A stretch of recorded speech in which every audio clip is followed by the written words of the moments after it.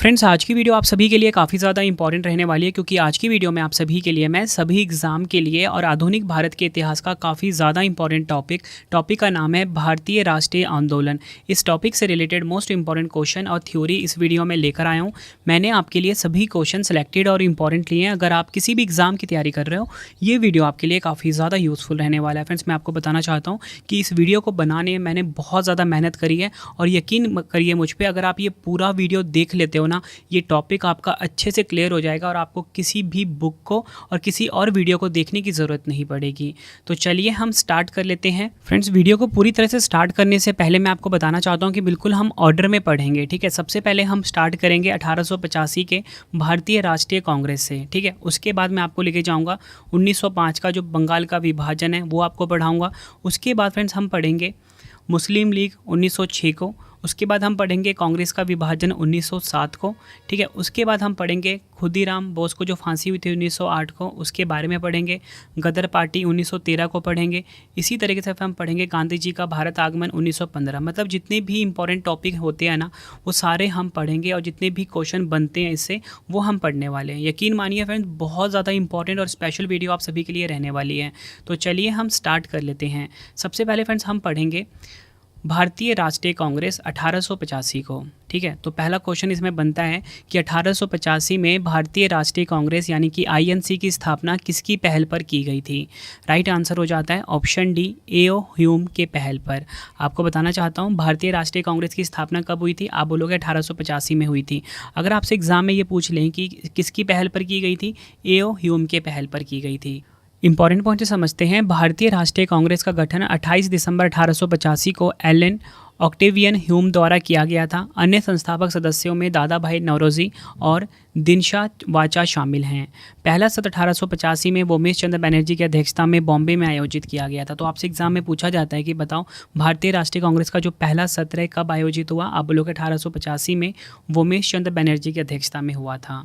Annie Besant भारतीय राष्ट्रीय कांग्रेस की पहली महिला अध्यक्ष थी। और इसी के साथ आपको बताना चाहता हूँ सरोजनी नायडू भारतीय राष्ट्रीय कांग्रेस की पहली भारतीय महिला अध्यक्ष थी। दोनों क्वेश्चन एग्जाम में पूछे जाएंगे आपसे अगर पूछा जाएगा कि बताओ भारतीय राष्ट्रीय कांग्रेस की पहली महिला अध्यक्ष कौन थी, आप बोलोगे एनी बेसेंट। और अगर आपसे पूछ लें कि बताओ भारतीय राष्ट्रीय कांग्रेस की पहली भारतीय महिला अध्यक्ष कौन थी, आप बोलोगे सरोजनी नायडू। फिर जितने भी मैंने यहाँ पे पॉइंट रखे हैं ना, ये सभी अपने आप में क्वेश्चन है, ठीक है। तो आपको एक एक पॉइंट बिल्कुल ध्यान से समझना है और साथ में नोट्स बनाना है। ये तो हमने बात कर ली भारतीय राष्ट्रीय कांग्रेस 1885 के बारे में। अब हम आगे देखते हैं बंगाल का विभाजन 1905, ठीक है। अब हम इसको पढ़ने वाले हैं। जितने भी इंपॉर्टेंट क्वेश्चन और फैक्ट बनते हैं वो हम देखेंगे इसमें। तो हमारा क्वेश्चन है 1905 में बंगाल का विभाजन किसके द्वारा किया गया था? राइट आंसर हो जाता है इस क्वेश्चन का ऑप्शन बी, लॉर्ड कर्जन के द्वारा। 1905 में बंगाल का विभाजन हुआ लॉर्ड कर्जन के द्वारा। अगर हम डिटेल में इस क्वेश्चन को समझते हैं, 19 जुलाई 1905 को भारत के तत्कालीन वायसराय लॉर्ड कर्जन ने बंगाल के विभाजन की घोषणा की थी और 16 अक्टूबर 1905 को इसे लागू किया था। विभाजन के बाद बंगाल को पश्चिमी बंगाल और पूर्वी बंगाल में बांटा गया था। 12 दिसंबर 1911 को लॉर्ड हॉर्डिंग ने बंगाल को फिर से संगठित किया। तो यहाँ पे आपको समझ में क्या आया? देखो यहाँ पे जो क्वेश्चन एग्जाम में बनता है वो तो आप सबसे पहले यही बनेगा कि बताओ बंगाल का विभाजन किसने किया। तो आप बोलोगे बंगाल का विभाजन किया था वायसराय कर्जन ने, ठीक है।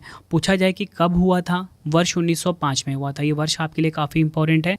और फ्रेंड्स, अगर आपसे एग्जाम में ये पूछा जाए कि बताओ बंगाल को फिर से संगठित किसने किया, तब आपका आंसर होगा लॉर्ड हॉर्डिंग ने। देखो फ्रेंड्स, बिल्कुल सिस्टम वाइज आपको पढ़ा रहा हूँ। यकीन मानिए जितने भी पॉइंट मैंने यहाँ पे रखे हैं अपने आप में क्वेश्चन है एग्जाम में, ठीक है। और फ्रेंड्स, हम पढ़ेंगे भारतीय राष्ट्रीय आंदोलन में मुस्लिम लीग 1906 के बारे में, ठीक है। ये भी काफ़ी इंपॉर्टेंट है। तो मुस्लिम लीग 1906 के बारे में जो पहला क्वेश्चन बनता है वो ये बनता है, ऑल इंडिया मुस्लिम लीग की स्थापना कब हुई थी? राइट आंसर हो जाता है ऑप्शन ए, वर्ष 1906 में। एग्जाम में डायरेक्टली पूछा जाता है कि बताओ ऑल इंडिया मुस्लिम लीग की स्थापना कब हुई थी? 1906 में। इंपॉर्टेंट पॉइंट समझते हैं। ऑल इंडिया मुस्लिम लीग यानी कि AIML की स्थापना 30 दिसंबर 1906 को ढाका बांग्लादेश में हुई थी। पूछा जाए कहाँ पर हुई थी? बांग्लादेश के शहर ढाका में हुई थी। इस लीग की स्थापना ढाका के नवाब सलीम उल्लाह खान के नियंत्रण में एक सम्मेलन में हुई थी। मतलब आपको ये पता लग गया कि ये जो ऑल इंडिया मुस्लिम लीग है इसकी स्थापना 1906 में हुई थी ढाका बांग्लादेश में, और इसकी जो स्थापना है ये ढाका के नवाब जो थे सलीम उल्लाह खान, इनके नियंत्रण में हुई थी। इस लीग का संविधान 1907 में कराची पाकिस्तान में बनाया गया था। इसका पहला अधिवेशन 1908 में अमृतसर पंजाब में हुआ था।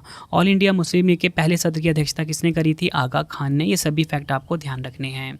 अब फ्रेंड्स हम देखते हैं भारतीय राष्ट्रीय आंदोलन में कांग्रेस का विभाजन। तो आपको बताना चाहता हूँ 1907 में कांग्रेस का विभाजन हुआ।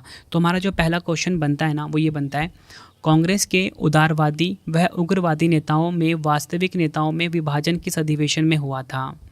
राइट आंसर हो जाता है ऑप्शन बी, सूरत अधिवेशन, जो कि कब हुआ था? 1907। सूरत अधिवेशन जो कि 1907 में हुआ था फ्रेंड, इसमें ना कांग्रेस का विभाजन हुआ उदारवादी व उग्रवादी नेताओं में, यानी कि गरम दल और नरम दल के बीच में इनका विभाजन हुआ। डिटेल में अगर हम समझें, 1907 के सूरत सत्र को लोकप्रिय रूप से सूरत विभाजन के रूप में जाना जाता था, क्योंकि कांग्रेस दो समूह में विभाजित हो गई थी, यानी कि गरम दल और नरम दल। इसकी अध्यक्षता नरम दल के नेता रास बिहारी घोष ने की थी। आपको बताना चाहता हूँ, गरम दल के सबसे प्रमुख नेता बाल गंगाधर तिलक, लाला लाजपत राय और बिपिन चंद्र पाल थे, जिन्हें सामूहिक रूप से लाल बाल पाल तिकड़ी के रूप में जाना जाता है। इसी के साथ आपको बताना चाहता हूँ, दादा भाई नौरोजी, गोपाल कृष्ण गोखले, मदन मोहन मालवीय नरमपंथी नेता थे। देखो फ्रेंड्स, ये तो मैंने आपको समझा दिया कांग्रेस का विभाजन 1907 के बारे में कंप्लीट इन्फॉर्मेशन, ठीक है। अब हम डिस्कस करते हैं, अगले ही साल खुद्दीराम बोस को फांसी दी गई थी, ठीक है। तो खुद्दीराम बोस की फांसी 1908 को हम समझते हैं, ठीक है। ये भी भारतीय राष्ट्रीय आंदोलन का एक महत्वपूर्ण पार्ट है। तो क्वेश्चन हमारा ये है, खुद्दीराम बोस को निम्नलिखित में से किस जेल में फांसी पर भेजा गया था? काफ़ी बार एग्जाम में ये क्वेश्चन पूछा गया है। राइट आंसर हो जाता है ऑप्शन बी, मुजफ्फरपुर। खुद्दीराम बोस को मुजफ्फरपुर की जेल में फांसी के लिए भेजा गया था। डिटेल में अगर हम समझें, 30 अप्रैल 1908 को खुद्दीराम बोस ने मुजफ्फरपुर में गाड़ी पर बम फेंका था, जिससे मुख्य प्रेसिडेंसी मजिस्ट्रेट डगलस किंग्सफोर्ड की मृत्यु हो गई थी। आगे अगर हम समझें, इस मामले को अलीपुर बम षड्यंत्र केस 1908 के नाम से भी जाना जाता है। मुजफ्फरपुर के मुख्य प्रेसिडेंसी दंडनायक D.H. किंग्सफोर्ड को मारने की साजिश के आरोप में खुद्दीराम बोस को मुजफ्फरपुर जेल भेज दिया गया था। और इसी के साथ आपको बताना चाहता हूँ, 13 जुलाई 1908 को उन्हें मौत की सज़ा सुनाई गई और 11 अगस्त 1908 को 18 साल की उम्र में उन्हें फांसी पर लटका दिया गया। फिर जितने भी आपको यहाँ पर फैक्ट बताए, सभी एग्जाम के लिए काफ़ी इंपॉर्टेंट थे। यहाँ पर मैंने आपको ये बताया कि खुद्दीराम बोस को मुजफ्फरपुर जेल में फांसी के लिए भेजा गया था, ठीक है। क्यों भेजा गया था? क्योंकि इन्होंने गाड़ी पर बम फेंका था, जिसमें कि जो मुख्य प्रेसिडेंसी थे मजिस्ट्रेट डगलस किंग्सफोर्ड, ठीक है, डगलस किंग्सफोर्ड की मृत्यु हो गई थी, ठीक है। और इसे हम अलीपुर बम षड्यंत्र केस के नाम से भी जानते हैं। आई होप आपको फ्रेंड्स एक फैक्ट पता लग रहा होगा। अब फ्रेंड्स हम पढ़ेंगे भारतीय राष्ट्रीय आंदोलन का जो इंपॉर्टेंट पार्ट है वो है गदर पार्टी, ठीक है। गदर पार्टी जिसकी 1913 में स्थापना हुई थी, इसके बारे में हम पढ़ेंगे क्वेश्चन और थ्योरी पार्ट में। तो हमारा पहला जो बेसिक क्वेश्चन यही बनता है कि अमेरिका में गदर पार्टी की स्थापना किसके द्वारा की गई थी? राइट आंसर हो जाता है इस क्वेश्चन का ऑप्शन सी, उपयुक्त दोनों, लाला हरदयाल और सोहन सिंह भाकना। लाला हरदयाल और सोहन सिंह भाकना ने अमेरिका में गदर पार्टी की स्थापना करी थी। एग्जाम में कई बार पूछा गया है। गदर पार्टी की स्थापना लाला हरदयाल ने 15 जुलाई 1913 को सैन फ्रांसिस्को कैलिफोर्निया में की थी। ये भी काफ़ी बार एग्जाम में पूछा जाता है कि गदर पार्टी की जो स्थापना है कहाँ पर हुई थी, तो आपका आंसर होगा सैन फ्रांसिस्को कैलिफोर्निया में हुई थी। अब हमारा जो भारतीय राष्ट्रीय आंदोलन है, इसका एक और इम्पॉर्टेंट पार्ट आ गया, वो आ गया है गांधी जी का भारत आगमन, ठीक है। काफ़ी इंपॉर्टेंट है गांधी जी का भारत आगमन 1915 हम पढ़ने वाले हैं। तो इसमें जो क्वेश्चन सबसे पहले बनता है वो तो ये बनता है कि महात्मा गांधी किस वर्ष दक्षिण अफ्रीका से भारत लौटे थे? राइट आंसर हो जाता है इस क्वेश्चन का हमारा ऑप्शन डी, 9 जनवरी 1915। महात्मा गांधी 9 जनवरी 1915 को दक्षिण अफ्रीका से भारत लौटे थे। डिटेल में अगर हम समझें, 9 जनवरी 1915 को महात्मा गांधी दक्षिण अफ्रीका से लौटे थे, इसलिए हम 9 जनवरी को ना प्रतिवर्ष प्रवासी भारतीय दिवस के रूप में मनाते हैं। उस समय उनकी उम्र थी 45 साल 3 महीने और 7 दिन। गांधी जी 1893 में 24 साल की उम्र में दक्षिण अफ्रीका गए थे। अब फ्रेंड्स हमारा आ गया भारतीय राष्ट्रीय आंदोलन का एक और इम्पॉर्टेंट पार्ट, वो है होम रूल आंदोलन 1916, ठीक है। होम रूल आंदोलन 1916 को हम पढ़ने वाले हैं, ठीक है। इसमें से भी एग्जाम में कई क्वेश्चन पूछे जाते हैं। तो पहला क्वेश्चन तो यही बनता है कि भारत में होम रूल आंदोलन का नेतृत्व किसके द्वारा किया गया था? राइट आंसर हो जाता है इस क्वेश्चन का ऑप्शन ए एनी बेसेंट और बाल गंगाधर तिलक। भारत में होम रूल आंदोलन का जो नेतृत्व है ये एनी बेसेंट और बाल गंगाधर तिलक ने किया था। डिटेल में अगर हम समझें, भारत को स्वशासन दिलाने के लिए शुरू किया गया एक आंदोलन था। बाल गंगाधर तिलक ने 1916 में बेलगाम में बॉम्बे प्रांतीय सम्मेलन में पहली होम रूल लीग की स्थापना की थी। आपको बताना चाहता हूँ, होम रूल आंदोलन का आदर्श वाक्य है भारत के लिए स्वशासन। ये भी आपको ध्यान रखना, एग्जाम में पूछा जाता है।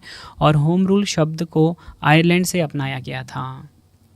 अब देखिए फ्रेंड्स, हमने तो होम रूल आंदोलन पढ़ लिया 1916 वाला, ठीक है। अब ठीक इसके 1 साल के बाद चंपारण आंदोलन हुआ था। तो अब हम पढ़ने वाले हैं भारतीय राष्ट्रीय आंदोलन में सबसे ज़्यादा इंपॉर्टेंट पार्ट चंपारण आंदोलन 1917 को। तो फ्रेंड्स, इसमें जो इंपॉर्टेंट क्वेश्चन बनता है वो ये बनता है कि गांधी जी ने 1917 में भारत में सबसे पहले सत्याग्रह का प्रयोग कहाँ किया था।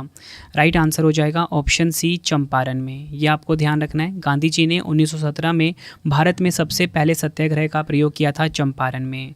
डिटेल में अगर हम समझें, महात्मा गांधी के नेतृत्व में पहला सत्याग्रह आंदोलन चंपारण सत्याग्रह था।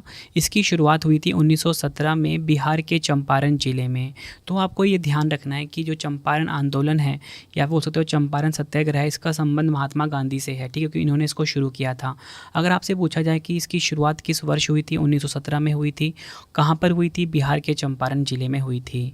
आगे अगर हम समझें, चंपारण सत्याग्रह इसलिए लागू हुआ क्योंकि किसानों को अपनी ज़मीन के एक हिस्से में नील उगाने के लिए मजबूर किया गया था। इससे किसानों में काफ़ी रोष उत्पन्न हुआ। यूरोपीय बागान मालिक किसानों को कुल भूमि के 3/20 हिस्से पर नील उगाने के लिए मजबूर कर रहे थे, जिसे 3 कठिया प्रणाली कहा जाता है, ठीक है। ये आपको पता लग गया चंपारण आंदोलन के बारे में। अब देखो फ्रेंड्स, चंपारण आंदोलन 1917 मैंने आपको पढ़ाया। ठीक 1 साल के बाद अहमदाबाद मिल मजदूर आंदोलन भी हुआ, ठीक है। इसका नेतृत्व भी महात्मा गांधी जी ने किया था। तो अहमदाबाद मिल मजदूर आंदोलन 1918 को हम पढ़ने वाले हैं। तो क्वेश्चन में सबसे पहले बेसिक सा ये बनता है कि महात्मा गांधी जी ने अहमदाबाद में मिल मजदूरों की सफल हड़ताल का नेतृत्व किस वर्ष किया था। राइट आंसर हो जाता है इस क्वेश्चन का ऑप्शन बी वर्ष 1918 में। महात्मा गांधी जी ने अहमदाबाद में मिल मजदूरों की सफल हड़ताल का नेतृत्व वर्ष 1918 में किया था।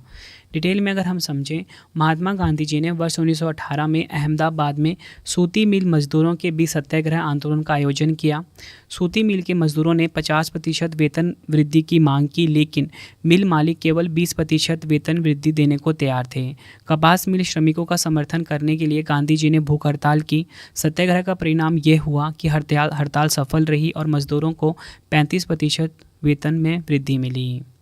देखो फ्रेंड्स, मैंने आपको ये बता दिया अहमदाबाद मिल मजदूर आंदोलन 1918, ठीक है। इसी साल खेड़ा आंदोलन भी हुआ, ठीक है। इसका भी मतलब नेतृत्व महात्मा गांधी ने किया था। तो अब हम पढ़ेंगे खेड़ा आंदोलन 1918 को।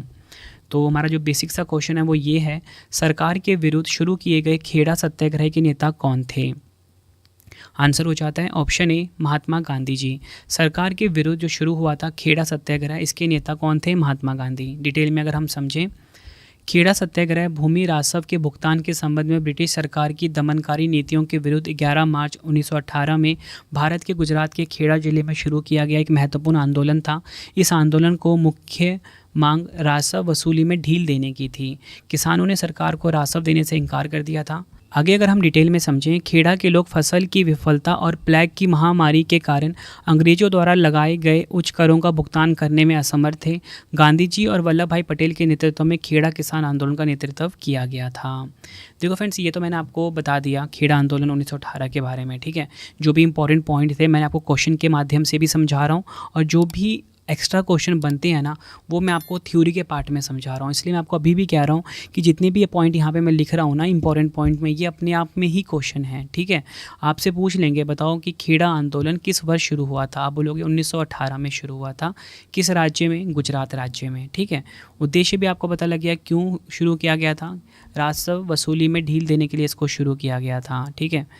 अब हम ना देखो 1918 में खेड़ा आंदोलन हुआ। ठीक इसके 1 साल के बाद भारतीय राष्ट्रीय आंदोलन का एक और इम्पॉर्टेंट टॉपिक आ जाता है, रॉलेट एक्ट 1919। ये काफ़ी इंपॉर्टेंट है, इसमें से एग्जाम में क्वेश्चन काफ़ी ज़्यादा आते हैं, तो इसको आप बिल्कुल ध्यान से समझना। तो इसमें जो मैंने पहला क्वेश्चन आपके लिए फ्रेम किया है ना, वो ये किया है, रॉलेट एक्ट का उद्देश्य क्या था। राइट आंसर हो जाता है इस क्वेश्चन का ऑप्शन सी, सरकार द्वारा बिना मुकदमा दायर किए गए किसी व्यक्ति को बंदी बनाना। रॉलेट एक्ट का उद्देश्य क्या था? सरकार द्वारा बिना मुकदमा दायर किए किसी व्यक्ति को बंदी बनाना, ये इसका मुख्य उद्देश्य था।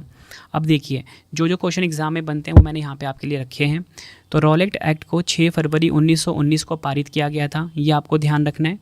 और आगे अगर हम पढ़ें, इस अधिनियम के तहत सरकार को किसी भी संदिग्ध को बिना मुकदमे के जेल में डालने और सजा देने का अधिकार दिया गया था। महात्मा गांधी ने इसे ब्लैक एक्ट कहा था। इस अधिनियम को लॉर्ड चैम्सफोर्ड के कार्यकाल में पारित किया गया था। तो आपसे एग्जाम में पूछा जाता है कि बताओ ये जो रॉलेट एक्ट है किस वर्ष पारित किया गया था? आप बोलोगे 1919 में पारित किया गया था। उद्देश्य मैंने आपको बता दिया इसका। महात्मा गांधी ने किस एक्ट को ब्लैक एक्ट कहा था? तो आप बोलोगे रॉलेट एक्ट को कहा था। पूछा जाएगा कि बताओ कि जो रॉलेट एक्ट है ये किसके कार्यकाल में पारित हुआ था? तो आप बोलोगे लॉर्ड चैम्सफोर्ड के कार्यकाल में पारित हुआ था। देखो फ्रेंड्स, रॉलेट एक्ट के विरोध में ना भारत में कई कई जगह पे ना आंदोलन हो रहे थे, ठीक है। तो इसी का एक आंदोलन हो रहा था गुजरात में जलियांवाला बाग में, ठीक है। तो अब ये जो हम पढ़ने वाले हैं ना ये काफ़ी इंपॉर्टेंट है। रॉलेट एक्ट 1919 के ठीक उसी साल जलियांवाला बाग हत्याकांड हुआ था, ठीक है। इसको हम ध्यान से समझते हैं, जलियांवाला बाग 1919 को। पहला क्वेश्चन बनता है बेसिक साइंस में कि जलियांवाला बाग हत्याकांड की घटना कब हुई थी? राइट आंसर हो जाता है ऑप्शन ए, 13 अप्रैल 1919 को जलियांवाला बाग हत्याकांड हुआ था। ये आपको ध्यान रखना है। अब देखिए जो जो मैं आपको क्वेश्चन अभी बता रहा हूँ ना, ध्यान से आपने समझना है। ये सभी के सभी पॉइंट ना MCQ फॉर्म में एग्जाम में पूछे जाते हैं। पहला इंपॉर्टेंट पॉइंट है कि जलियांवाला बाग हत्याकांड को अमृतसर नरसंहार भी कहा जाता है। 13 अप्रैल 1919 को यह हुआ था। बैसाखी के दिन ब्रिटिश सेना ने जलियांवाला बाग में निहत्थे भारतीयों पर गोलियां चला दी थी, जिसके परिणाम स्वरूप वहां सैकड़ों लोग मारे गए। इस घटना के पीछे की वजह भारतीय स्वतंत्रता समर्थक नेताओं डॉक्टर सैफुद्दीन किचलू और डॉक्टर सत्यपाल की गिरफ्तारी थी। मतलब क्या हुआ था फ्रेंड्स, मैंने आपको बताया था ना कि 1919 में रॉलेट एक्ट आया था, ठीक है। तो रॉलेट एक्ट में क्या था? सरकार द्वारा बिना मुकदमा दायर किए किसी भी व्यक्ति को बंदी बनाना। तो सरकार ने क्या किया था? ब्रिटिश सरकार ने ये किया था कि जो भारतीय स्वतंत्रता समर्थक थे डॉक्टर सैफुद्दीन किचलू और डॉक्टर सत्यपाल को गिरफ्तार कर लिया था। तो इसी का विरोध हो रहा था कहाँ पे? जलियांवाला बाग में। बिल्कुल शांति तरीके से हो रहा था, लेकिन क्या हुआ आगे मैं आपको बताता हूँ। इस हत्याकांड के लिए पंजाब के lieutenant governor Michael O Dwyer को सीधे तौर पर जिम्मेदार ठहराया गया था। इस हत्याकांड के बाद महात्मा गांधी जी ने केसर ए हिंद की उपाधि लौटा दी थी और इस हत्याकांड के बाद रविन्द्रनाथ टैगोर ने अपना नाइटहुड सम्मान वापस कर दिया था। मतलब फ्रेंड्स यहाँ पे जो शांतिपूर्ण तरीके से जो आंदोलन हो रहा था ना जलियांवाला बाग में, इसमें क्या किया, जो जनरल डायर था उसने लोगों पे गोलियां चला दी, ठीक है। मैंने यहाँ पे आपको बताया ना, जिसमें कि कई लोग मारे गए, कई सैकड़ों लोग मारे गए। तो यही बता दिया मैंने आपको कि क्यों आंदोलन कर रहे थे। तो उसका रीज़न यही था कि रॉलेट एक्ट की वजह से डॉक्टर सैफुद्दीन किचलू और डॉक्टर सत्यपाल को गिरफ्तार किया गया था।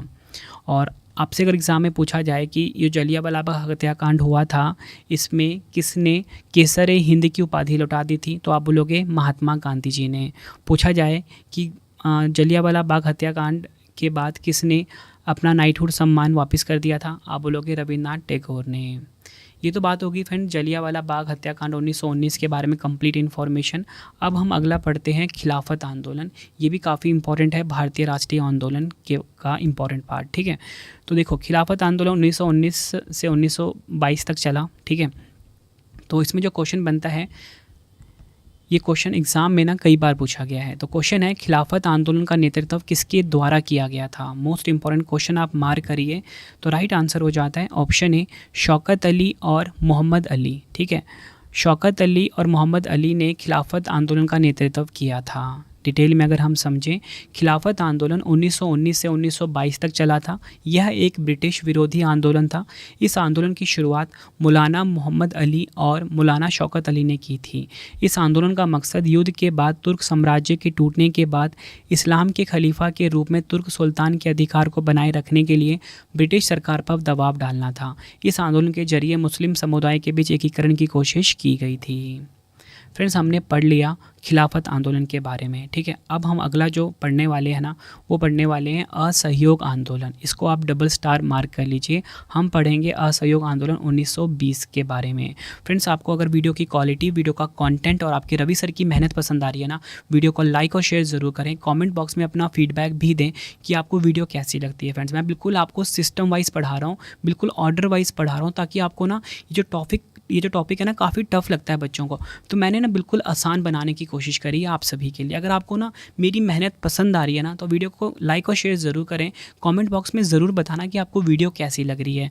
और मैं आपको बताना चाहता हूँ फ्रेंड्स, मैंने ना अपनी करंट अफेयर की क्लास भी स्टार्ट कर दी है, डेली 20 क्वेश्चन करा रहा हूँ current affairs by Ravi YouTube channel पे, तो उसको भी आप जरूर सब्सक्राइब कर लीजिए। बेस्ट कंटेंट यहाँ पे मैं प्रोवाइड कर रहा हूँ आप सभी को। डिटेल में 20 क्वेश्चन पढ़ाता हूँ 100% रिजल्ट देने के लिए, तो करंट अफेयर्स बाय रवि को आप सब्सक्राइब कर लीजिए। तो मैं आपको अभी क्या पढ़ा रहा था, मैं आपको पढ़ा रहा था असहयोग आंदोलन 1920, ठीक है। तो इसको हम समझते हैं। तो पहला क्वेश्चन जो मैंने इसमें रखा है ना आपके लिए, वो ये रखा हुआ है, असहयोग आंदोलन किसने शुरू किया था। काफ़ी इंपॉर्टेंट क्वेश्चन है ये। तो राइट आंसर हो जाता है इस क्वेश्चन का हमारा ऑप्शन ए, महात्मा गांधी। महात्मा गांधी ने असहयोग आंदोलन को शुरू किया था। डिटेल में अगर हम समझें, असहयोग आंदोलन 1 अगस्त 1920 को शुरू हुआ था। बाद में फरवरी 1922 में चौरी चौरा की घटना के कारण इसे वापस ले लिया गया। देखो फ्रेंड्स, यहाँ पे मैंने आपको क्या समझाया, यहाँ पे मैंने आपको ये समझाया कि जो असहयोग आंदोलन है ना, इसे महात्मा गांधी ने शुरू किया था। कब शुरू किया? 1 अगस्त 1920 को शुरू किया गया था। लेकिन क्या हुआ, 1922 में चौरी चौरा की घटना हुई, जिसके कारण ये जो आंदोलन था इसे वापस ले लिया गया। असहयोग आंदोलन के नेता थे महात्मा गांधी जी। असहयोग आंदोलन कांग्रेस के नागपुर सत्र 1920 में अपनाया गया था। असहयोग आंदोलन के दौरान सबसे पहले CR दास को गिरफ्तार किया गया था। असहयोग आंदोलन शुरू करने से पहले गांधी जी ने केसर-ए-हिंद पुरस्कार को लौटा दिया था। ये भी आपको ध्यान रखना है। देखो फ्रेंड्स, मैंने आपको असहयोग आंदोलन करवा दिया 1920, ठीक है। ठीक इसके बाद हुआ चौरी चौरा घटना 1922। तो अब हम पढ़ने वाले हैं भारतीय राष्ट्रीय आंदोलन का इम्पॉर्टेंट पार्ट, चौरी चौरा घटना के बारे में। तो चौरी चौरा घटना 1922 में हुआ था, ये आपको ध्यान रखना है। तो इसमें जो हमारा क्वेश्चन है पहला, वो ये है कि चौरी चौरा घटना कब हुई थी। राइट आंसर हो जाता है इस क्वेश्चन का ऑप्शन बी, 4 फरवरी 1922 को चौरी चौरा घटना को अंजाम दिया गया था। डिटेल में अगर हम समझें, चौरी चौरा की घटना के कारण महात्मा गांधी जी ने 12 फरवरी 1922 को असहयोग आंदोलन वापस ले लिया था। यह घटना 4 फरवरी 1922 को उत्तर प्रदेश के गोरखपुर जिले के चौरी चौरा में हुई थी। इस घटना में असहयोग आंदोलन में हिस्सा ले रहे किसानों की भीड़ पुलिस से भिड़ गई और एक पुलिस स्टेशन में आग लगा दी गई। इस घटना में 22 पुलिसकर्मी और 3 नागरिक मारे गए थे। मतलब यहाँ पे आपको क्या क्या समझने वाली चीज़ें हैं। देखो, सबसे पहले तो एग्जाम में यही पूछा जाएगा कि बताओ चौरी चौरा की जो घटना है ना, ये कब हुई थी। तो आप बोलोगे चौरी चौरा की जो घटना है ये हुई थी 4 फरवरी 1922 को। पूछा जाए कहाँ पर हुई थी, आप बोलोगे उत्तर प्रदेश के गोरखपुर ज़िले में हुई थी। आई होप आपको ये चीज़ें पता लग गई। और अगर आपसे पूछा जाए कि बताओ कि ये जो चौरी चौरा की घटना हुई थी इसमें कितने पुलिसकर्मी मारे गए थे, 22 पुलिसकर्मी मारे गए थे। और अगर आपसे पूछा जाए कि किस घटना के कारण महात्मा गांधी जी ने असहयोग आंदोलन को वापस ले लिया था, चौरी चौरा की घटना के कारण। कब ले लिया था असहयोग आंदोलन को वापस? 12 फरवरी 1922 को। आई होप फ्रेंड्स आपको एक एक फैक्ट अच्छे से समझ में आ रहा होगा। अब देखिए फ्रेंड्स, भारतीय राष्ट्रीय आंदोलन हम पढ़ रहे हैं। अब इसका एक इम्पॉर्टेंट और टॉपिक आ गया है, वो आ गया है स्वराज पार्टी 1923। तो फ्रेंड्स अब हम पढ़ने वाले हैं स्वराज पार्टी 1923 को अच्छे से। तो इसमें जो मैंने आपके लिए पहला बेसिक सा क्वेश्चन रखा वो ये रखा हुआ है कि 1 जनवरी 1923 को स्वराज पार्टी की स्थापना किसके द्वारा की गई थी। राइट आंसर हो जाता है इस क्वेश्चन का हमारा, राइट आंसर हो जाएगा ऑप्शन ए, देश बंधु चित्तरंजन दास और मोतीलाल नेहरू। ये आपको ध्यान रखना है कि 1 जनवरी 1923 को स्वराज पार्टी की स्थापना करी थी देश बंधु चित्तरंजन दास और मोतीलाल नेहरू ने। डिटेल में अगर हम समझें, असहयोग आंदोलन की विफलता के बाद स्वराज पार्टी का गठन किया गया था। 1 जनवरी 1923 को चित्तरंजन दास ने मोतीलाल नेहरू के साथ स्वराज पार्टी का गठन किया और बंगाल विधानसभा में इसके नेता बने। आपको बताना चाहता हूँ, स्वराज पार्टी ने भारत के लिए एक संविधान बनाने की मांग की थी। स्वराज पार्टी का जो प्रथम अधिवेशन है इलाहाबाद में हुआ था, एग्जाम में पूछा जाता है, ठीक है। उद्देश्य भी आपको पता लग गया कि स्वराज पार्टी ने भारत के लिए एक संविधान बनाने की मांग की थी। आगे अगर हम समझें, काफ़ी इंपॉर्टेंट लाइन आपको बता रहा हूँ मैंने आपको ये तो बताया कि 1923 में स्वराज पार्टी की स्थापना हुई, किसने करी ये भी आपको मैंने बता दिया, ठीक है। और इसका प्रथम अधिवेशन कहाँ पर हुआ ये भी मैंने आपको बता दिया। 1923 वाला कंप्लीट हुआ। अब 1924 आया, तो मैं आपको बताना चाहता हूँ 1924 में महात्मा गांधी जी ने भारतीय राष्ट्रीय कांग्रेस के जो बेलगाम अधिवेशन है इसकी अध्यक्षता की थी। बेलगाम अधिवेशन महात्मा गांधी जी की अध्यक्षता वाला एकमात्र कांग्रेस अधिवेशन था। तो यहाँ पे आपको क्या समझ में आया कि जो बेलगाम अधिवेशन है ना, ये 1924 में हुआ था और महात्मा गांधी जी ने इसकी अध्यक्षता करी थी। तो आपसे पूछा जाएगा कि महात्मा गांधी जी ने किस राष्ट्रीय कांग्रेस की अध्यक्षता करी थी, आप बोलोगे बेलगाम अधिवेशन की। और ये अध्यक्षता जो थी ना फ्रेंड्स, ये एकमात्र कांग्रेस अधिवेशन ऐसा था जिसमें महात्मा गांधी ने अध्यक्षता करी थी। ये भी आपको ध्यान रखना है, इसलिए काफ़ी इंपॉर्टेंट हो जाता है बेलगाम अधिवेशन। हम पढ़ रहे हैं भारतीय राष्ट्रीय आंदोलन, ठीक है। तो अब हम पढ़ने वाले हैं भारतीय राष्ट्रीय आंदोलन में साइमन कमीशन, काफ़ी इंपॉर्टेंट है, इसको भी आप डबल स्टार मार्क करिए, ठीक है। तो साइमन कमीशन 1928 हम पढ़ने वाले हैं। तो इसमें जो मैंने आपके लिए पहला बेसिक क्वेश्चन रखा है वो ये रखा है, बताओ साइमन कमीशन भारत कब आया था। राइट आंसर हो जाता है इस क्वेश्चन का ऑप्शन ए, 3 फरवरी 1928 को साइमन कमीशन भारत आया था। हर एग्ज़ाम में ना ये क्वेश्चन हर साल रिपीट होता है। मैंने आपको ये बताया कि साइमन कमीशन भारत कब आया, 3 फरवरी 1928 को। इंपॉर्टेंट पॉइंट इसको समझते हैं, काफ़ी सारे क्वेश्चन एग्जाम में ना साइमन कमीशन से पूछे जाते हैं। तो साइमन कमीशन को साल 1927 में ब्रिटिश सरकार ने भारत सरकार अधिनियम 1919 की समीक्षा के लिए नियुक्त किया था। यह आयोग 1928 में भारत आया था। इस आयोग का गठन संवैधानिक सुधारों का अध्ययन करने और भारत सरकार की सिफारिशें देने के लिए किया गया था। आगे अगर हम समझें, इस आयोग को सर जॉन साइमन की अध्यक्षता के बाद लोकप्रिय रूप से साइमन कमीशन के नाम से जाना जाता है, ठीक है। आयोग आपको पता लग गया कि जो साइमन कमीशन है ये इसका नाम साइमन कमीशन क्यों पड़ा, ये आपको पता लग गया, ठीक है। यह एक श्वेत आयोग था, मतलब इसमें जितने भी थे सभी गोरे थे, कोई भी इसमें भारतीय नहीं था। तो मैं आपको समझाता हूँ, यह एक श्वेत आयोग था क्योंकि इसमें कोई भी भारतीय सदस्य नहीं था। इस आयोग में ब्रिटेन के 7 सांसद थे। ये एग्जाम में डायरेक्टली क्वेश्चन पूछा जाता है। मैं आपको अभी भी बता रहा हूँ फ्रेंड्स, मैं आपको हर बार नहीं बताऊँगा कि ये पॉइंट आपके लिए इंपॉर्टेंट है, बस आपको समझ जाना है कि यहाँ पर जो भी पॉइंट लिखा है ना आपके रवि सर ने, MCQ क्वेश्चन जो होता है उसको 1 लाइनर फॉर्मेट में कन्वर्ट किया है। इसलिए अभी बार बार आपको मैं कह रहा हूँ, हर एक पॉइंट यहाँ पे काफ़ी इंपॉर्टेंट है, ठीक है। तो आपसे पूछा जाएगा कि बताओ ये जो साइमन कमीशन वाला जो आयोग था, ठीक है, इसमें तो एक भी भारतीय सदस्य नहीं थे। पूछा जाएगा कि इस आयोग में ब्रिटेन के कितने सांसद थे, आप बोलोगे 7 सांसद थे। ब्रिटिश सरकार द्वारा भेजे गए साइमन कमीशन का बहिष्कार किया गया। क्यों किया गया आपको पता लग गया होगा, क्योंकि इसमें कोई भी भारतीय सदस्य नहीं था। तो मैंने यहाँ पे लिखा है, ब्रिटिश सरकार द्वारा भेजे गए साइमन कमीशन का बहिष्कार किया गया क्योंकि इस आयोग में किसी भी भारतीय को शामिल नहीं किया गया था। इस आयोग ने मई 1930 में अपनी 2 वॉल्यूम्स रिपोर्ट प्रकाशित की थी। ये आपको ध्यान रखना है। मैंने आपको भारतीय राष्ट्रीय आंदोलन का सबसे इंपॉर्टेंट पार्ट था साइमन कमीशन 1928, ये अच्छे से समझा दिया। जो भी क्वेश्चन बनते थे वो भी आपको समझा दिए। अब हम पढ़ेंगे भारतीय राष्ट्रीय आंदोलन में दांडी मार्च 1930, ठीक है। तो मैंने आपके लिए जो पहला क्वेश्चन रखा है ना वो ये रखा हुआ है, गांधी जी ने अपना प्रसिद्ध दांडी मार्च कहाँ से शुरू किया।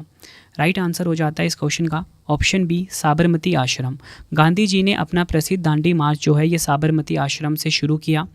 इंपॉर्टेंट पॉइंट समझते हैं, 12 मार्च 1930 को गांधी जी ने साबरमती आश्रम से दांडी तक दांडी मार्च निकाला। महात्मा गांधी जी ने 6 अप्रैल 1930 को गुजरात के दांडी के समुद्र तट पर नमक कानून तोड़ा था। गांधी जी के दांडी मार्च के समय भारत का वायसराय लॉर्ड इरविन था। और आपको बताना चाहता हूँ, दांडी मार्च 240 मील यानी कि 390 किलोमीटर लंबा था और इस मार्च की शुरुआत गांधी जी ने अपने 78 भरोसेमंद स्वयंसेवकों के साथ की थी। अब बताता हूँ मैं आपको क्वेश्चन एग्जाम में कितने सारे आते हैं दांडी मार्च से। पहला क्वेश्चन तो आपसे यही पूछा जाएगा कि गांधी जी ने अपना प्रसिद्ध दांडी मार्च कहाँ से शुरू किया। आप बोलोगे साबरमती से शुरू किया। कहाँ तक था ये, दांडी तक था। ये पता लग गया। पूछा जाए कि बताओ दांडी मार्च गांधी जी ने कब शुरू किया, वर्ष 1930 में शुरू किया। ये भी आपको पता लग गया। और अगर आपसे पूछा जाए कि बताओ गांधी जी के दांडी मार्च के समय भारत के वाइसरॉय कौन थे, लॉर्ड इरविन थे। अगर आपसे पूछा जाए दांडी मार्च जो था, जो कि साबरमती आश्रम से दांडी तक का था, इसकी लंबाई कितनी थी, 240 मील यानी कि 390 किलोमीटर। अगर आपसे पूछा जाए कि जो दांडी मार्च था इसमें गांधी जी के कितने स्वयंसेवक शामिल हुए थे, 78 शामिल हुए थे। फ्रेंड देखो, आपको ना खुद भी पता लग रहा होगा कि जो मैंने कंटेंट रखा है ना आपके लिए, ये किस लेवल का कंटेंट आपके लिए रखा है, ठीक है। अगला हम पढ़ेंगे अभी भारतीय राष्ट्रीय आंदोलन में प्रथम गोलमेज सम्मेलन, ठीक है। ये तो अपने आप में ही काफ़ी इंपॉर्टेंट है। 3 गोलमेज सम्मेलन हुए थे, प्रथम, द्वितीय, तृतीय, तीनों को हम पढ़ेंगे, ठीक है। तो हम अब पढ़ने वाले हैं भारतीय राष्ट्रीय आंदोलन का काफ़ी इंपॉर्टेंट पार्ट, जो कि है प्रथम गोलमेज सम्मेलन 1930-31। तो मैंने आपके लिए जो क्वेश्चन बनाया है इसमें वो ये बनाया है, लंदन में ब्रिटिश सम्राट द्वारा प्रथम गोलमेज सम्मेलन का उद्घाटन कब किया गया था। राइट आंसर हो जाता है इस क्वेश्चन का ऑप्शन ए 12 नवंबर 1930। लंदन में ब्रिटिश सम्राट द्वारा प्रथम गोलमेज सम्मेलन का उद्घाटन हुआ था 12 नवंबर 1930 को।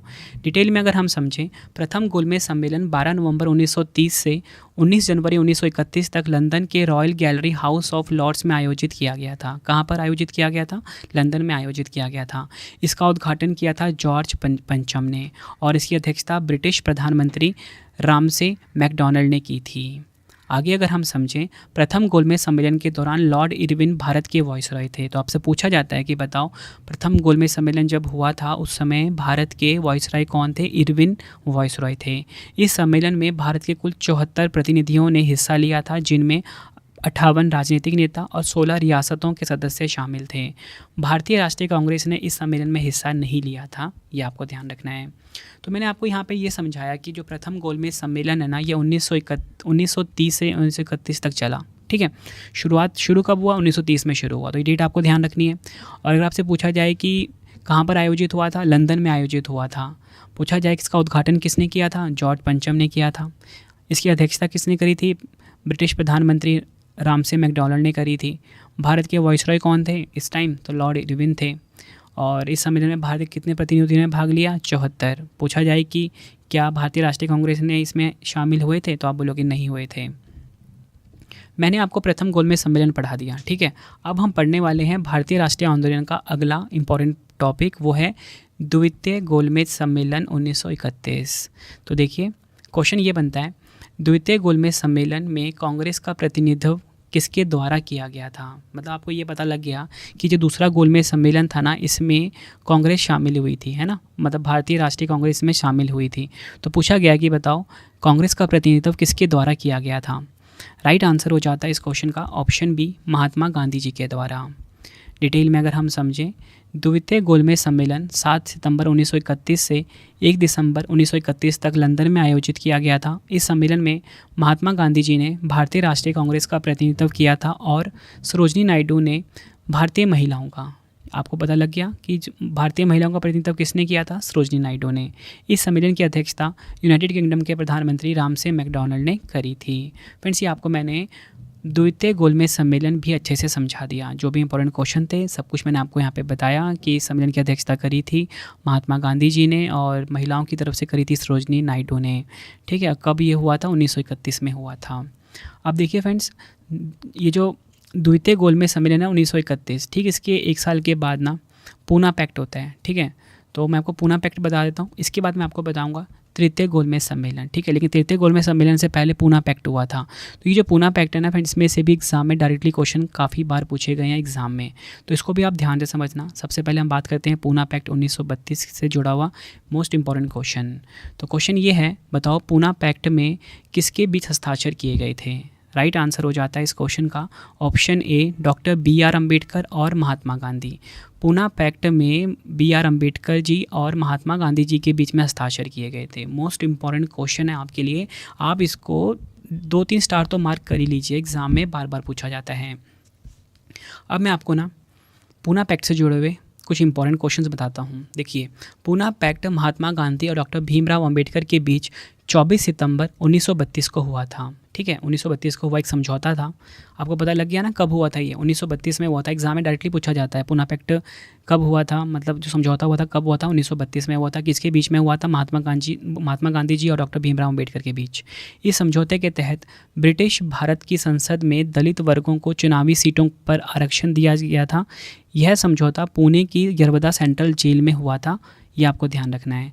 यह समझौता पुणे की यरवदा सेंट्रल जेल में महात्मा गांधी और डॉक्टर अंबेडकर की ओर से मदन मोहन मालवीय ने हस्ताक्षरित किए थे। ये आपको ध्यान रखना है कि डॉक्टर BR अम्बेडकर की तरफ से किसने हस्ताक्षर किए थे? मदन मोहन मालवीय ने। मैंने आपको पूना पैक्ट 1932 समझा दिया। तो फ्रेंड्स, अब हम पढ़ने वाले हैं भारतीय राष्ट्रीय आंदोलन का इंपॉर्टेंट टॉपिक तृतीय गोलमेज सम्मेलन 1932। ठीक है, ये तो आपको पता लग गया कि तृतीय गोलमेज सम्मेलन कब हुआ था, वर्ष 1932 में हुआ था। तो इससे जुड़ा हुआ जो पहला मैंने इंपॉर्टेंट क्वेश्चन आपके लिए रखा हुआ है वो ये रखा है, तृतीय गोलमेज सम्मेलन का आयोजन कब किया गया था। राइट आंसर हो जाता है इस क्वेश्चन का ऑप्शन बी, 17 नवंबर 1932 को तृतीय गोलमेज सम्मेलन का आयोजन किया गया था। डिटेल में अगर हम समझें, तृतीय गोलमेज सम्मेलन 17 नवंबर 1932 से 24 दिसंबर 1932 के बीच लंदन में हुआ था। इस सम्मेलन में केवल 46 प्रतिनिधियों ने हिस्सा लिया था। आपको बताना चाहता हूँ, लेबर पार्टी, गांधी जी और भारतीय राष्ट्रीय कांग्रेस इस सम्मेलन में शामिल नहीं हुए थे। तीनों गोलमेज सम्मेलन में भाग लिया था डॉक्टर BR अम्बेडकर जी ने, तेज बहादुर सप्रू ने, MR जयकर ने, NM जोशी ने, CN मुदलियार ने। ठीक है, तो आपको ध्यान क्या रखना है इसमें कि जो तृतीय गोलमेज सम्मेलन है ये 17 नवंबर 1932 से 24 दिसंबर 1932 के बीच लंदन में हुआ था। ठीक है, इस सम्मेलन में 46 प्रतिनिधियों ने भाग लिया था। और इसी के साथ आपको बताना चाहता हूँ कि इस सम्मेलन में लेबर पार्टी ने हिस्सा नहीं लिया, महात्मा गांधी जी ने भी हिस्सा नहीं लिया और भारतीय राष्ट्रीय कांग्रेस ने भी इसमें हिस्सा नहीं लिया। तो आप कह सकते हो कि ये सम्मेलन भी फेल हुआ। अब देखो, एग्ज़ाम में पूछा जाता है कि बताओ तीनों गोलमेज सम्मेलनों में किसने भाग लिया। ज़्यादातर तो आपको डॉक्टर BR अम्बेडकर दिया जाता है एग्ज़ाम में। ठीक है, लेकिन कभी कभी क्या होता है, एग्जामिनर क्वेश्चन को टफ करने के लिए तो और भी जो लोग हैं ना उनके नाम भी डाल देता है। ठीक है, तो आपको बताना चाहता हूँ, BR अम्बेडकर जी के साथ तेज बहादुर सप्रू, MR जयकर, NM जोशी और CN मुदलियार हैं जिन्होंने कि तीनों गोलमेज सम्मेलनों में भाग लिया था। हमने पढ़ लिया तीनों गोलमेज सम्मेलन। ठीक है, और इसी के बीच हमने पूना पैक्ट भी पढ़ लिया।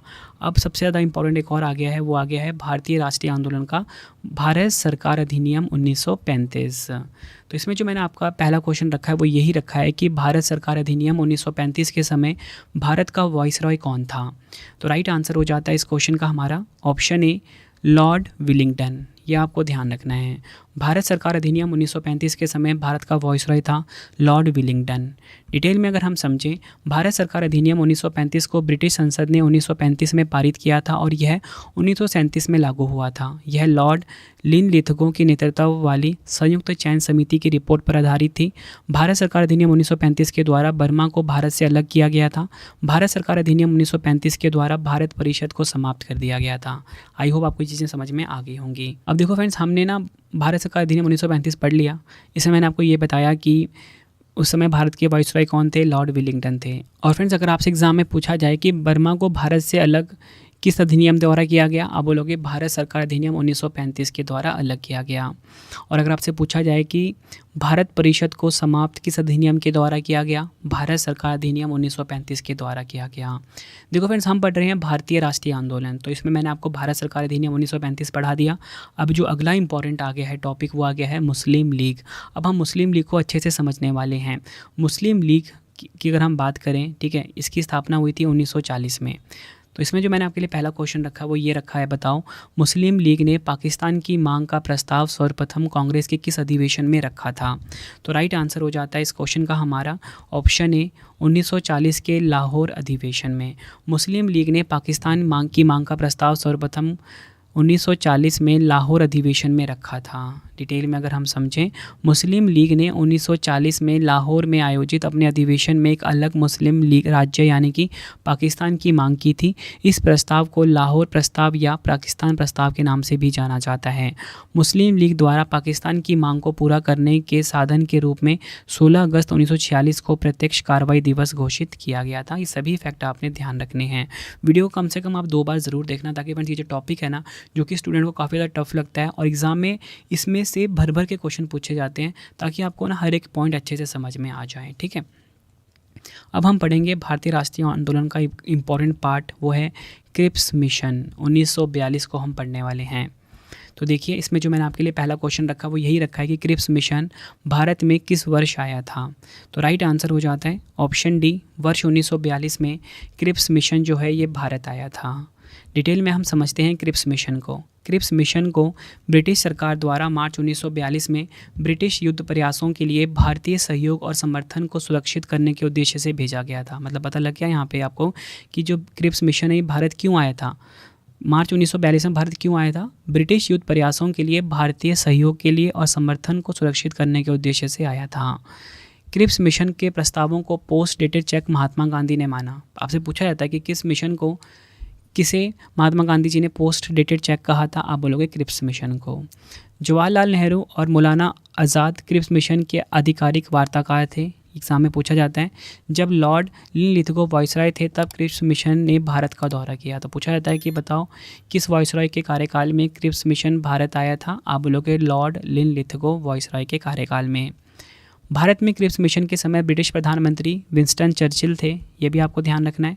क्रिप्स मिशन की विफलता के बाद 1942 में भारत छोड़ो आंदोलन शुरू हुआ। मतलब आपको ये पता लग गया कि क्रिप्स मिशन था ना, ये विफल रहा, और क्रिप्स मिशन की विफलता के बाद 1942 में भारत छोड़ो आंदोलन शुरू हुआ था। फ्रेंड्स, मैंने आपको पिछली स्लाइड में ये तो बता दिया कि क्रिप्स मिशन की विफलता के बाद 1942 में ना भारत छोड़ो आंदोलन को शुरू किया गया। ठीक है, तो अब हम पढ़ने वाले हैं भारतीय राष्ट्रीय आंदोलन का काफ़ी ज़्यादा इंपॉर्टेंट पार्ट, वो है भारत छोड़ो आंदोलन 1942। तो इसमें जो मैंने आपके लिए पहला क्वेश्चन रखा है वो ये रखा है कि 1942 में कांग्रेस के बॉम्बे अधिवेशन में भारत छोड़ो प्रस्ताव किसके द्वारा लाया गया था? राइट आंसर हो जाता है इस क्वेश्चन का ऑप्शन ए, जवाहरलाल नेहरू। 1942 में कांग्रेस के बॉम्बे अधिवेशन में भारत छोड़ो प्रस्ताव को जवाहरलाल नेहरू के द्वारा लाया गया था। डिटेल में अगर हम समझें, भारत छोड़ो आंदोलन का प्रस्ताव जवाहरलाल नेहरू द्वारा दिया गया था। भारत छोड़ो प्रस्ताव को महात्मा गांधी जी ने 8 अगस्त 1942 को मुंबई के ग्वालियर टैंक मैदान में अखिल भारतीय कांग्रेस कमेटी के सत्र में पारित किया था। मतलब लेकर कौन आए थे? जवाहरलाल नेहरू। और पारित किसने किया? महात्मा गांधी ने। इस प्रस्ताव का मकसद भारत में ब्रिटिश शासन को ख़त्म करना था। इस आंदोलन को अगस्त आंदोलन और अगस्त क्रांति के नाम से भी जाना जाता है। भारत छोड़ो का नारा समाजवादी कांग्रेस नेता यूसुफ मेहर अली ने दिया था।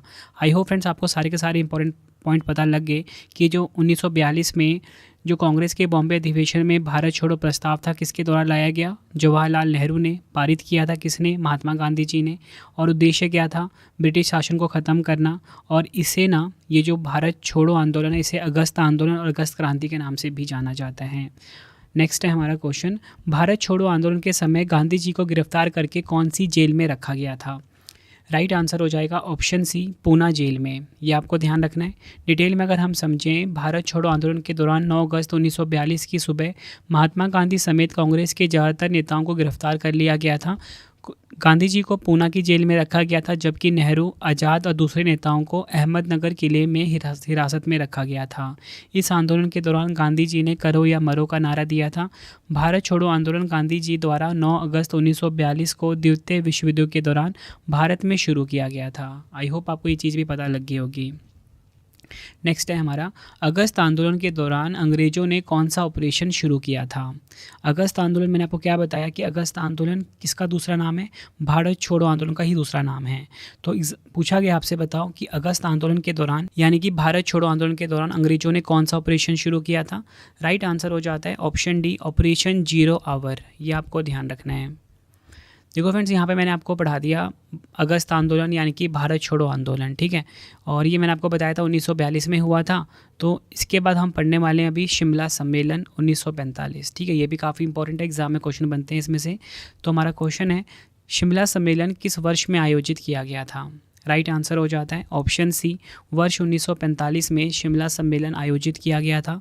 डिटेल में अगर हम समझें, शिमला सम्मेलन भारत शिमला में वाइसरॉय लॉर्ड वेवेल और ब्रिटिश भारत के प्रमुख राजनीतिक नेताओं के बीच एक बैठक थी। शिमला सम्मेलन में कुल 22 प्रतिनिधियों ने हिस्सा लिया था। सम्मेलन 24 जून 1945 को शिमला में शुरू हुआ और 14 जुलाई 1945 तक चला। शिमला सम्मेलन विफल साबित हुआ क्योंकि मुस्लिम लीग ने शिमला सम्मेलन शर्त रखी कि वाइसरॉय की कार्यकारिणी परिषद में नियुक्त होने वाले सभी मुस्लिम सदस्यों का चयन वह स्वयं करेगी, ठीक है। अब देखो फ्रेंड्स, मैंने आपको ये बता दिया कि शिमला सम्मेलन 1945 में हुआ था और ये फेल हो गया था, ठीक है। तो ठीक इसके 1 साल के बाद कैबिनेट मिशन योजना आई। कैबिनेट मिशन योजना हम पढ़ेंगे 1946 को। तो इसमें जो पहला क्वेश्चन आपके रखा वो मैंने यही रखा है कि कैबिनेट मिशन योजना किस वर्ष में स्थापित की गई थी? राइट आंसर हो जाता है इस क्वेश्चन का हमारा ऑप्शन डी, वर्ष 1946 में कैबिनेट मिशन योजना जो है ये स्थापित की गई थी। कैबिनेट मिशन भारत में संविधान निर्माण के तरीके पर विचार विमर्श करने के लिए साल 1946 में आया था। इसका मकसद भारत को शांतिपूर्ण तरीके से सत्ता हस्तांतरित करना और संविधान बनाने पर आम सहमति बनाना था। इस मिशन की घोषणा इंग्लैंड के प्रधानमंत्री क्लेमेंट एटली ने की थी। 24 मार्च 1946 को ब्रिटिश कैबिनेट के 3 सदस्य Lord Pethick Lawrence, Sir Stafford Cripps और एवी अलेक्जेंडर भारत आए थे। ठीक है, मैंने आपको यहाँ पे क्या बताया कि जो कैबिनेट मिशन योजना है ये 1946 में स्थापित हुई थी, ये आपको ध्यान रखना है। इसका मकसद क्या था? भारत को शांतिपूर्ण तरीके से सत्ता हस्तांतरित करना और संविधान बनाने पर आम सहमति बनाना था। इस मिशन की घोषणा किसने करी थी? इंग्लैंड के प्रधानमंत्री क्लेमेंट एटली ने। और 24 मार्च 1946 को ब्रिटिश कैबिनेट के 3 सदस्य भारत आए थे। कौन कौन? Lord Pethick Lawrence, Sir Stafford Cripps और एवी अलेक्जेंडर। अब देखिए फ्रेंड्स, मैंने आपको ना कैबिनेट मिशन योजना पढ़ा दिया। ठीक है, अब आ गया हमारा भारतीय राष्ट्रीय आंदोलन का एक और इम्पॉर्टेंट पार्ट, वो आ गया है भारतीय स्वतंत्रता अधिनियम 1947, जो कि है हमारा आखिरी। ठीक है, और इसके बाद हम सभी इंपॉर्टेंट क्वेश्चन पढ़ने वाले हैं। उससे पहले मैं आपको बताना चाहता हूँ फ्रेंड्स कि अगर आपको आपके रवि सर की ई बुक्स बाय करनी है, current affairs, polity, geography, history या फिर आधुनिक भारत के इतिहास की, तो हमारी वेबसाइट है www.ravibookspdf.com। यहाँ पे जाके आप हमारी ऑल सब्जेक्ट की ई बुक को बाय करके अपने एग्जाम की तैयारी को बहुत मजबूत बना सकते हो। बेस्ट कंटेंट रखा है आपके रवि सर ने अपनी ई बुक्स में। ठीक है, तो यहाँ पे आपको polity, geography, history, all subject की बुक मिल जाती है। वेबसाइट पे जाइए www.ravibookspdf.com। कम टाइम में अपने एग्जाम की आप तैयारी को मजबूत बना सकते हो। साथ में फ्रेंड्स, अगर आपको डेली करंट अफेयर का टेस्ट लगाना है तो आपको क्या करना है? मोबाइल एप्लीकेशन इंस्टॉल करना है हमारा रवि स्टडी जी के नाम से। ठीक है, इसे इंस्टॉल कर लीजिए। यहाँ पे आपको फ्री टेस्ट में जाके आप डेली करंट अफेयर का टेस्ट लगा सकते हो। बाकी कोई भी अगर आपको पेड वीडियो कोर्स चाहिए वो आपको यहाँ पे मिल जाता है हमारी वेबसाइट के, हमारी एप्लीकेशन के ऊपर। तो चलिए फ्रेंड्स, अब हम देख लेते हैं भारतीय स्वतंत्रता अधिनियम 1947 के बारे में। तो इसमें जो क्वेश्चन है, किस कानून द्वारा भारत और पाकिस्तान को 2 स्वतंत्र राष्ट्रों में विभाजित किए गए थे? आंसर हो जाता है इस क्वेश्चन का हमारा ऑप्शन ए, भारतीय स्वतंत्रता अधिनियम 1947। डिटेल में अगर हम समझें, भारत का विभाजन 1947 में ब्रिटिश भारत का विभाजन था, जिसके साथ ही पाकिस्तान का भी निर्माण हुआ। 3 जून 1947 को माउंट बैटन ने एक प्रेस कॉन्फ्रेंस में भारत के विभाजन की घोषणा की थी और 15 अगस्त 1947 को आज़ादी की तारीख भी घोषित की थी। 1947 में लॉर्ड माउंट बैटन द्वारा घोषित भारत और पाकिस्तान सीमा आयोग के अध्यक्ष सिरिल रैडक्लिफ थे। फ्रेंड्स, ये तो कुछ इंपॉर्टेंट पॉइंट हो गए किसके बारे में?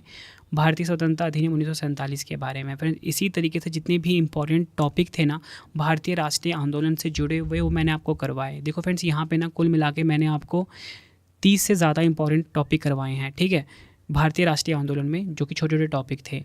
अब मैंने ना कहने के लिए तो मैंने आपको यहाँ पे 32 क्वेश्चन तक ही करवाए, लेकिन जितनी एडिशनल मैंने इन्फॉर्मेशन दी है, हर क्वेश्चन में मैंने आपको 5 से 7 इन्फॉर्मेशन दी है। मतलब 100 से ज़्यादा क्वेश्चन तो यहीं पे बन गए। ठीक है, अब कुछ एक्स्ट्रा क्वेश्चन हम पढ़ लेते हैं जो कि एग्जाम में बार बार पूछे जाते हैं भारतीय राष्ट्रीय आंदोलन से जुड़े हुए। यकीन मानिए, ये जो वीडियो आप देख रहे हो ना, ये टॉपिक आपका पूरा कंप्लीट हो रहा है आज। ठीक है, इससे बेस्ट वीडियो और इससे बेस्ट कंटेंट ना आपको किसी पेड कोर्स में भी नहीं मिलने वाला। ठीक है, तो चलिए हम अगला क्वेश्चन देख लेते हैं। क्वेश्चन है हमारा, आज़ाद हिंद फौज का गठन किसके द्वारा किया गया था? राइट आंसर हो जाता है ऑप्शन डी, सुभाष चंद्र बोस जी के द्वारा आज़ाद हिंद फौज का गठन किया गया था। डिटेल में अगर हम समझें, 21 अक्टूबर 1943 को सुभाष चंद्र बोस ने सिंगापुर में आज़ाद हिंद फौज का गठन किया। भारत को आज़ाद कराने के लिए भारतीय राष्ट्रीय सेना का विचार मूल रूप से रास बिहारी बोस द्वारा कल्पना की गई थी, जो 1915 में जापान चले गए थे। नेक्स्ट है, पूना सार्वजनिक सभा की स्थापना किसके द्वारा की गई थी? आंसर हो जाता है ऑप्शन बी, महादेव गोविंद रनाडे के द्वारा पूना सार्वजनिक सभा की स्थापना की गई थी। डिटेल में अगर हम समझें, पूना सार्वजनिक सभा की स्थापना 2 अप्रैल 1870 को गणेश वासुदेव जोशी, एस.एच. चिपलुंकर और महादेव गोविंद रनाडे ने पुणे में की थी।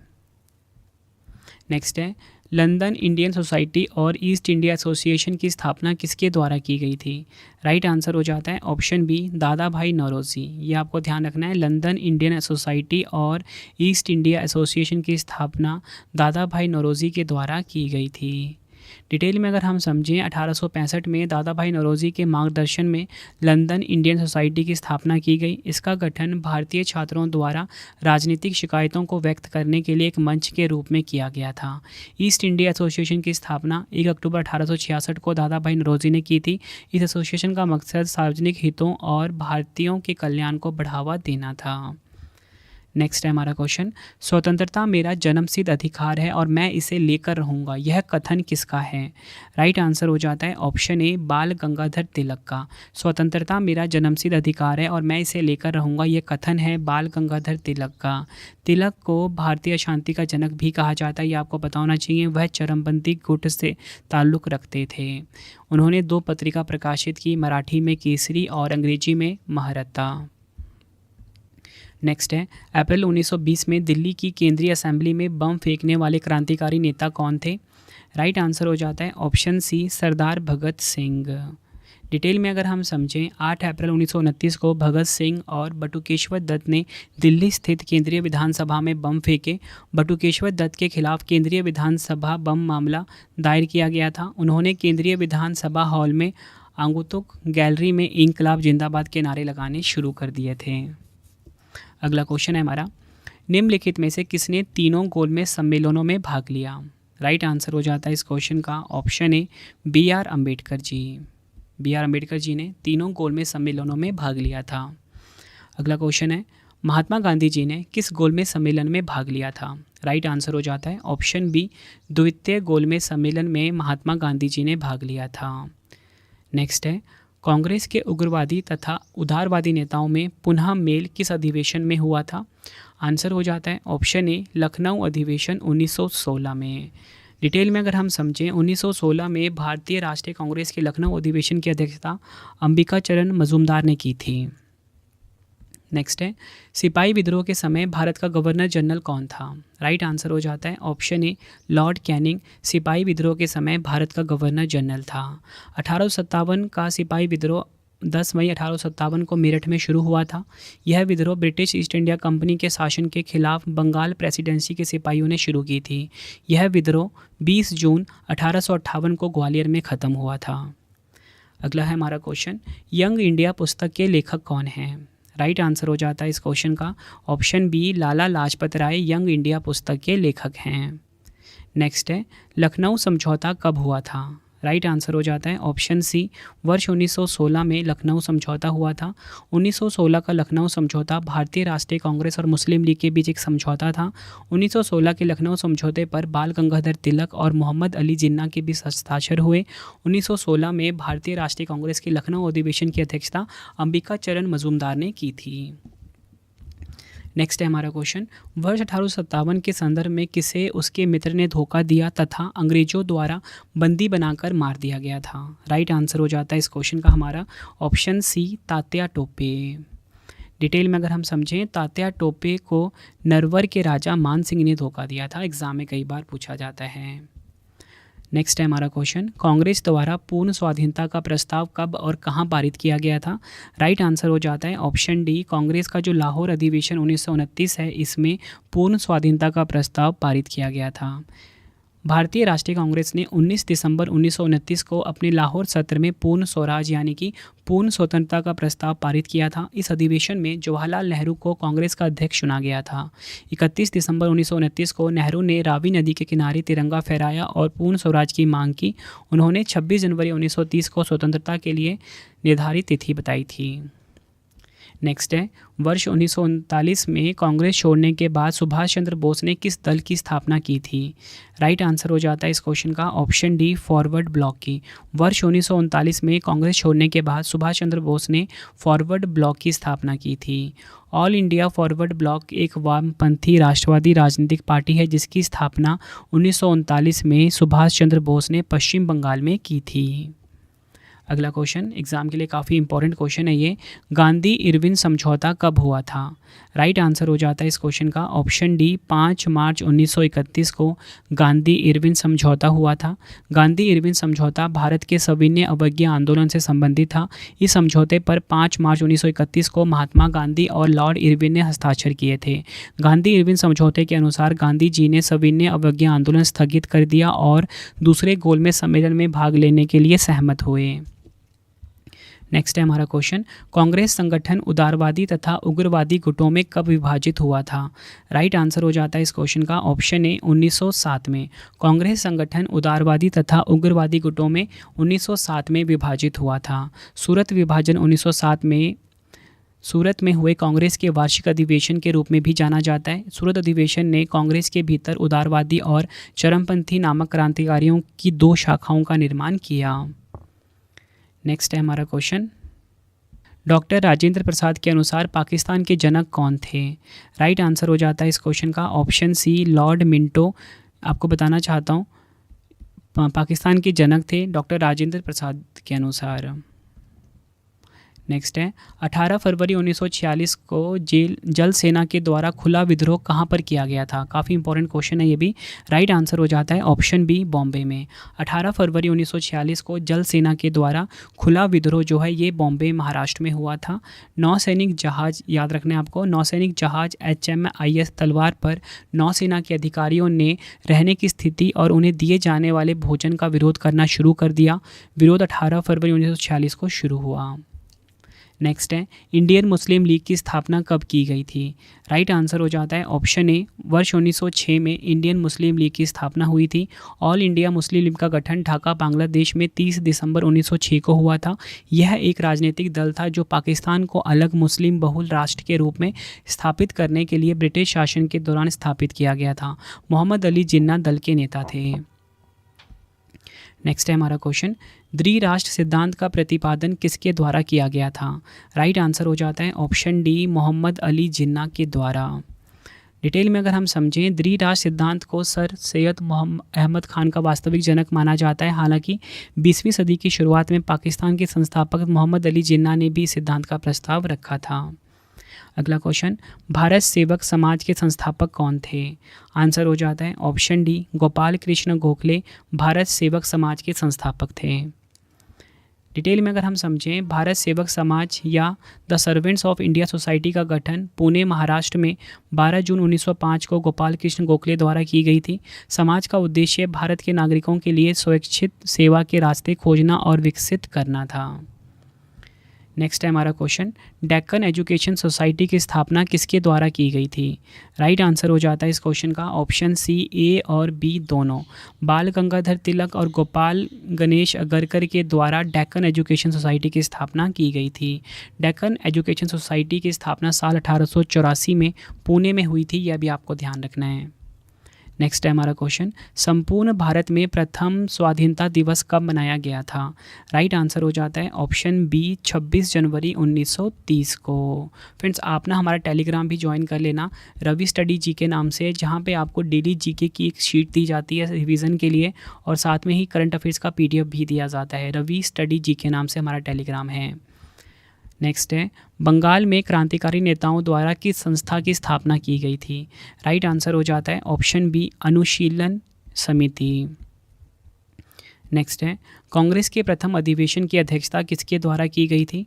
राइट आंसर हो जाता है ऑप्शन बी, व्योमेश चंद्र बनर्जी के द्वारा कांग्रेस का जो प्रथम अधिवेशन था इसकी अध्यक्षता करी गई थी।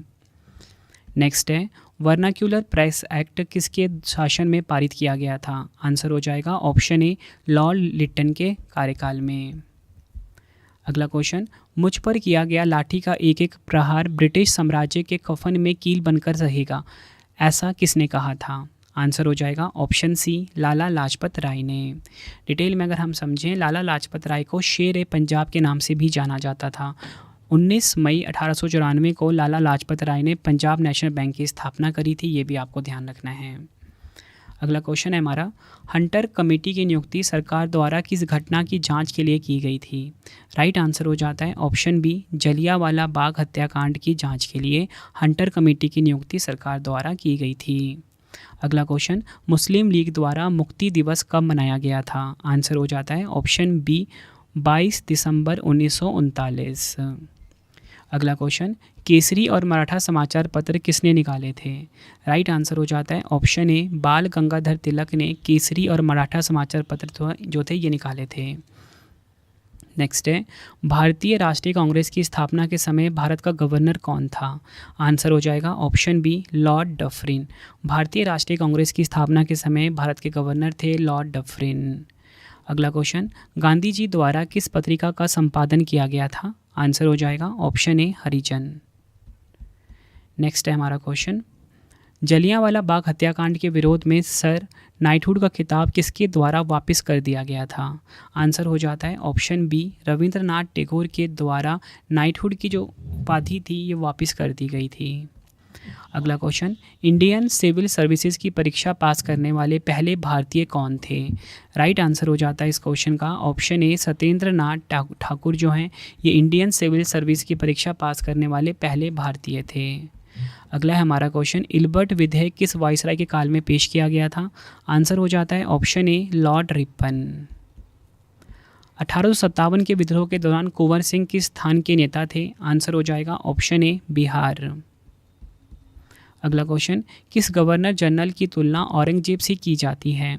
आंसर हो जाता है option D Lord Curzon. Lord Curzon की तुलना जो है ये औरंगजेब से की जाती है, ये आपको ध्यान रखना है। आखिरी क्वेश्चन है हमारी आज की वीडियो का, भारतीय राष्ट्रवाद के पिता कौन कहलाए जाते हैं? तो राइट आंसर हो जाता है इस क्वेश्चन का ऑप्शन ए महात्मा गांधी। फ्रेंड्स, ये आपको मैंने मोस्ट इंपॉर्टेंट 70 क्वेश्चन करवाए, ठीक है, बिल्कुल थ्योरी से समझाया मैंने आपको, बिल्कुल टॉपिक वाइज समझाया। आई होप आपका ये वीडियो जो आपको वीडियो मैंने आपके लिए लेकर आया था इसमें आपका ये टॉपिक अच्छे से क्लियर हो गया होगा। अगर आपको वीडियो की क्वालिटी, वीडियो का कंटेंट और आपके रवि सर की मेहनत पसंद आई है, वीडियो को लाइक और शेयर ज़रूर करें। कमेंट बॉक्स में अपना फीडबैक भी देना कि वीडियो कैसी लगी है। 2 क्वेश्चन का आप टेस्ट दे दीजिए कमेंट बॉक्स में। तो पहला क्वेश्चन है 1905 में बंगाल का विभाजन किसके द्वारा किया गया था? 4 ऑप्शन है आपके पास। दूसरा क्वेश्चन है जलियांवाला बाग हत्याकांड की घटना कब हुई थी? दोनों क्वेश्चन का आंसर आपने कमेंट बॉक्स में देना है। वीडियो कंप्लीट हो गई है। अब आपके लिए इंपॉर्टेंट इन्फॉर्मेशन है। सबसे पहले डेली करंट अफेयर्स पढ़ने के लिए आप मेरा जो करंट अफेयर का चैनल है उसे सब्सक्राइब कर लीजिए। करंट अफेयर्स बाय रवि नाम से है, ठीक है, करंट अफेयर्स बाय रवि नाम से। यहाँ पे मैं डेली के 20 क्वेश्चन करंट अफेयर्स में पढ़ा रहा हूँ आपको 100% रिजल्ट के लिए, ठीक है। कोई भी आप चैनल देखते हो वहाँ पे 8 से 10 क्वेश्चन ही पढ़ाए जाते हैं, लेकिन मेरा यूट्यूब का ये ऐसा पहला चैनल है जहाँ पे डेली के 20 क्वेश्चन करंट अफेयर के पढ़ाए जा रहे हैं, ताकि आपका ना एग्जाम में कोई भी क्वेश्चन छूटे ना। तो current affairs by Ravi YouTube channel को आप सब्सक्राइब करके अपने एग्जाम की तैयारी को आप बहुत मजबूत बना सकते हो, ठीक है। और इसी के साथ आपको बताना चाहता हूँ, किसी भी क्वेश्चन में आपको डाउट है, अगर आपने मुझसे 1 to 1 बात करनी है तो मेरा इंस्टाग्राम हैंडल है रवि स्टडी जी के नाम से, ठीक है, रवि स्टडी जी के नाम से है। तो इसको भी आप यहाँ पे जाके ऐप्स फॉलो कर लीजिए और यहाँ पे इंस्टाग्राम पे मुझे मैसेज कर सकते हो। मैं आपके उस प्रॉब्लम को सॉल्व करने की पूरी कोशिश करूँगा, ठीक है। ई बुक्स आप जरूर बाय कर लेना अपने रवि सर की कम टाइम में। अगर आपको अपने एग्जाम की तैयारी करनी है, जीके की ई बुक, हिस्ट्री, पॉलिटी, हर सब्जेक्ट की बुक आपको मिल जाती है। वेबसाइट है www.ravibookspdf.com, ठीक है, यहाँ पे आप जाके बाय कर सकते हो। टेलीग्राम मैंने आपको बता दिया है, टेलीग्राम भी इंस्टॉल कर लेना, टेलीग्राम भी ज्वाइन कर लेना, रवि स्टडी जी के नाम से है, ठीक है। रेड कलर का लोगो आएगा, इसे भी आप ज्वाइन कर लीजिए। यहाँ पे आपको पीडीएफ्स मिलती है, डेली जीके की शीट मिलती है। और इसी के साथ मोबाइल एप्लीकेशन है रवि स्टडी जी के नाम से, इसे भी अपने फ़ोन में इंस्टॉल करके फ्री टेस्ट में जाके डेली करंट अफेयर का आप टेस्ट लगा सकते हो। बाकी अगर आपको कोई भी वीडियो कोर्स चाहिए तो यहाँ पे आपको मिल जाता है, ठीक है। वीडियो कैसी लगी आपने कमेंट बॉक्स में ज़रूर बताना है। अगला वीडियो आपको किस टॉपिक पे चाहिए ये भी आप मुझे ज़रूर बताएं। तो चलिए फ्रेंड्स, अब हम मिलते हैं नेक्स्ट वीडियो में। Thank you and wish you all the best.